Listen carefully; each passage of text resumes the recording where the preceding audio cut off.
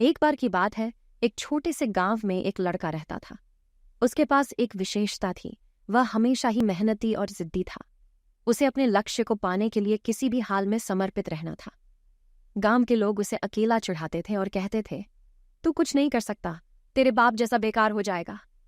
लेकिन उस लड़के ने तानाशाही के नजरिए को हंसी में बदल दिया।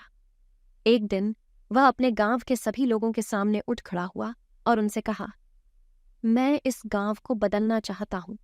इस गांव में कुछ नया करना चाहता हूं। लोगों ने उसे हंसते हुए देखा और उसके विचारों को मजाक समझा।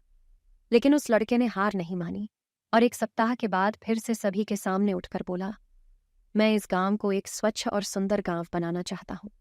क्या आप मेरी मदद करेंगे? इस बार लोगों ने उसकी बात सुनी और कुछ लोगों ने उसकी मदद करने का वादा किया। उस लड़के ने कम वक्त में सभी को संगठित करके एक साफ सुथरा और हरा भरा गांव बना दिया। लोग उसे बच्चों के रूप में जन्म देने लगे और उसे एक मार्गदर्शक के रूप में मानने लगे। वक्त बीतते बीतते एक दिन गांव में एक भयंकर आंधी आई। आंधी ने गांव के सभी मकानों को तबाह कर दिया। लोग बेहद डरे हुए थे और इस हालत में लड़के ने देखा कि उनकी मदद के लिए कोई तैयार नहीं है। फिर उसने सोचा, मैं अकेले ही इस संकट का सामना कर सकता हूं। उसने विचार किया और एक योजना बनाई। उसने लोगों को बुलाया और उनसे कहा, हम सब मिलकर इस आंधी का सामना करेंगे। हम अपने गांव को बचाएंगे और उसे एक नया आकार देंगे। लोग उसके जीवन की जिद्दी को देखकर प्रेरित हुए और सभी मिलकर काम करने लगे।